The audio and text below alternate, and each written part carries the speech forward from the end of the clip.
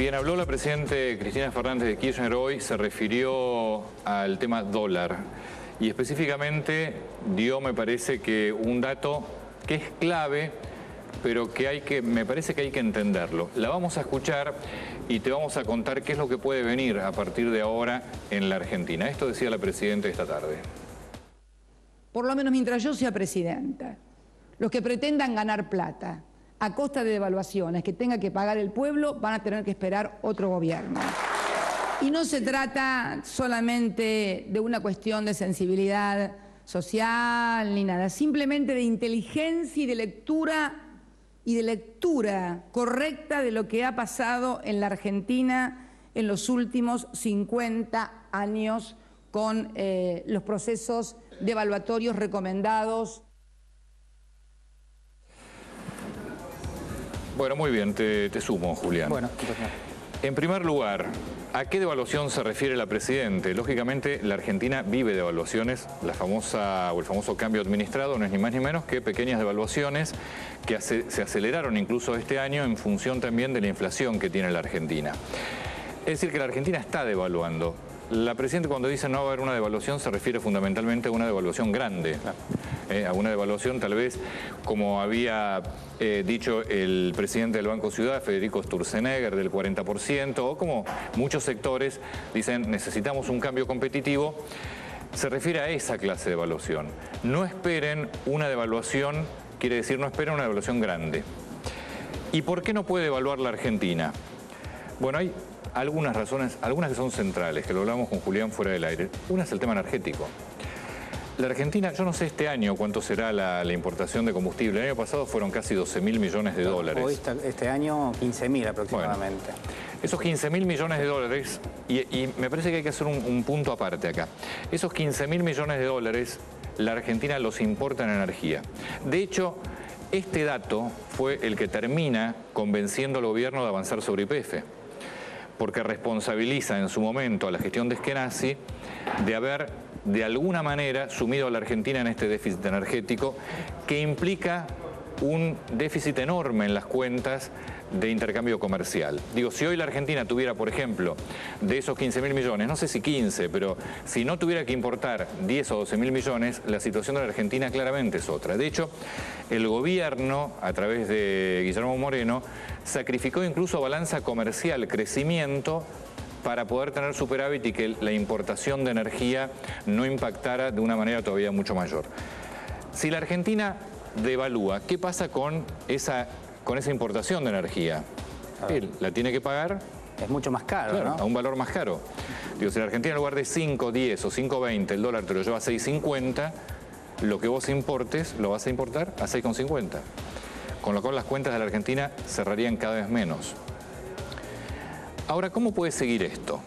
Claro, ahí yo te hago una acotación, Antonio. Me parece que también, además de lo que es la importación de energía, otra cuestión central y que ha sido tradicional en el gobierno es que siempre hubo temor a ajustar mucho el tipo de cambio, o al menos a la misma velocidad que la inflación, porque históricamente cuando vos ajustás el tipo de cambio, automáticamente la gente o aquel que puede trasladarlo a precios, lo que hace es ajusta el precio, Seguro. es decir, genera más inflación. Lo que ha hecho el gobierno siempre es, bueno, este tipo de cambio, que es el comercial, llamémoslo de alguna manera, que está en 5 pesos, lo muevo despacio. ¿Para qué? Para que todo el mundo que lo ve ahí más o menos quieto o que va por debajo de la inflación no genere nuevo, que no haya, yo te diré, un nuevo nivel de precios, o en todo caso que ese nivel de precios no vaya tan rápido. Entonces, esa energía más el tema inflacionario. Por eso el tema energético, y vuelvo y trato de cerrar este tema de la energía, el tema energético es fundamental y por eso hay quienes te dicen, acá la solución de fondo es que vos inviertas en YPF y que YPF empiece a generar la energía que necesitas y no importarla. El día que vos no importes energía, vos liberaste 12.000 millones de dólares en tus cuentas.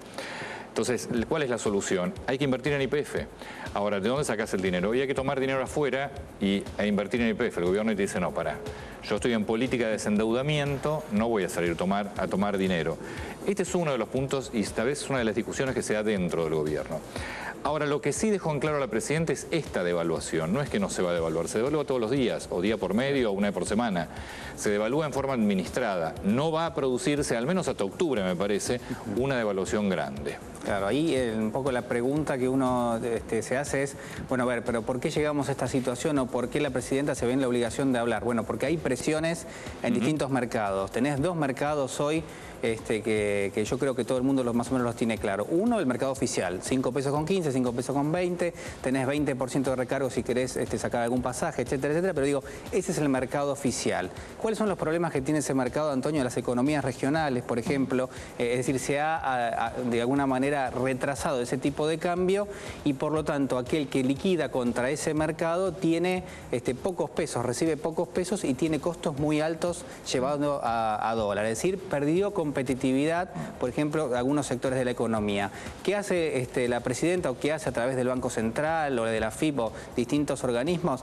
Trata de darle competitividad por otro lado, no por el tipo de cambio, pero sí por otro lado.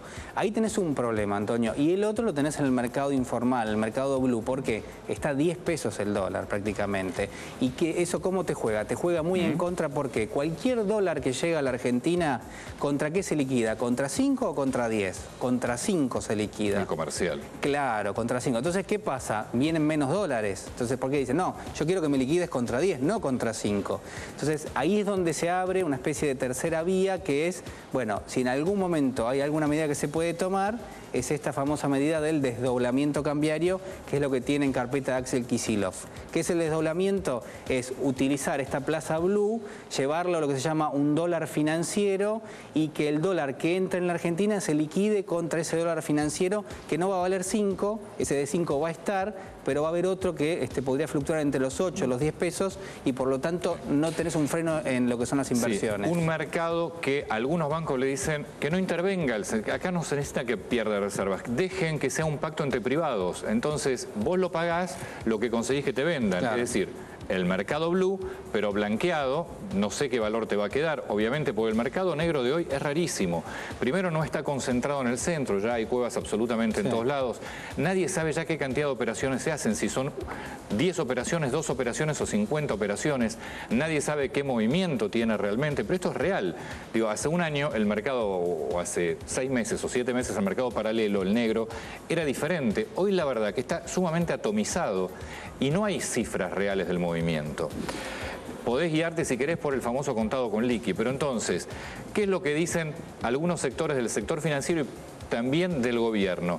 Abramos el mercado, desdoblemos el mercado, que sea un mercado financiero entre partes, que no intervenga en las reservas del banco para que vos no drenes reservas del Banco Central y que se fijen precios que sirvan para hacer operaciones de turismo o operaciones financieras y la parte comercial que se mantenga. La verdad que la Presidenta dijo, nosotros tenemos un plan de gobierno claramente enfocado hacia la producción, al consumo, atención porque la última recaudación muestra una caída del IVA, lo que es caída de consumo, más allá de que el mercado del dólar paralelo sea chico, te genera expectativas que no favorecen el consumo, porque la gente lo que hace es no pará, me quedo con los pesos, no los gasto, veo qué hago. Entonces, la Presidenta dijo, nosotros nos vamos a devaluar, pero si en esta línea tenemos que tomar medidas, las vamos a tomar. Algunas van a tener que ver con las tarjetas, otras tendrán que ver con la tasa de interés, veremos qué es lo que pasa. Claro, sí, en general cuando uno a veces se cruza en la calle con algunas personas y dicen, bueno, ¿a cuánto va a estar el dólar? En realidad, futurismo ninguno de nosotros hace. En todo caso, lo que yo siempre digo es, miremos el peso, que es lo nuestro. El dólar está en Estados Unidos y contra el peso tiene poco que hacer. En realidad lo que hay que mirar es el peso. Si cada vez hay más pesos en la economía, si cada vez se emite más, vos con esos pesos tenés dos posibilidades, digamos. O la gente los agarra o la gente te los da y dice no los quiero ahora por lo que sea.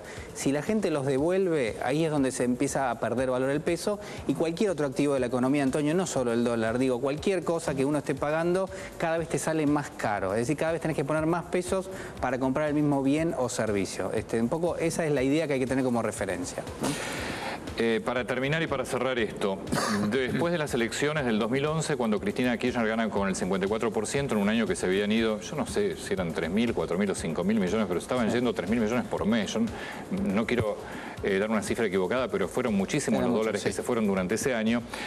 Obviamente era un año electoral, entonces no hubo ninguna medida, pero vencido, llegada a las elecciones y antes de tomar de reasumir el mando, empezaron lo que después se conoció, empezaron las medidas que conformaron este gran cepo que tenemos hoy.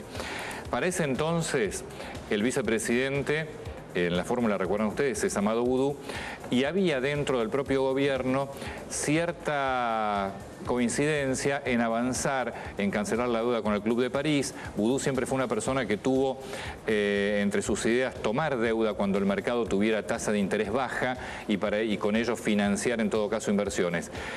Termina las elecciones y empieza a haber una presión fuerte también sobre el dólar, y ahí es donde comienza el primero de los cepos, la primera llamada sintonía fina. A partir de allí el gobierno empezó a mirar muy de cerca los movimientos en el mercado financiero. Hoy la presidenta, después de mucho tiempo, habla sobre esto contestándole a lo que el gobierno considera que es casi un golpe de mercado lo que se está viviendo. Claro. Más allá, que insisto, no hay ni siquiera cifras cercanas de lo que puede ser el movimiento en el dólar negro. Digamos, yo digo, una idea que es central y que recorre toda la economía es: un gobierno tiene tres formas básicas para recaudar, y no tiene más, Antonio. Uno es subir los impuestos, algo que siempre hemos hablado, una parte importante de la población. Eso lo hacen permanentemente. Lo hacen hasta determinado momento, digamos. Después no lo hacen, no, porque por más que no te la suban, al no actualizarte los mínimos, te los están subiendo. Bueno, digamos, es una gimnasia que existe y que está, y que de alguna manera tiene que ir atenuándose, porque una parte de la población paga y otra no, que la economía en negro no paga. Lo otro, digo, son tres formas. Una es subir los impuestos, la otra es financiarte afuera, es decir, esto que vos estabas mencionando, emitir un bono, y la tercera es la emisión de dinero. Digamos, en cualquier manual de economía están estas tres vías en las cuales un gobierno se financia. El gobierno tiene que empezar a cambiar la famosa frase desendeudamiento por tomar deuda para el crecimiento y la inversión. Hacemos noticias.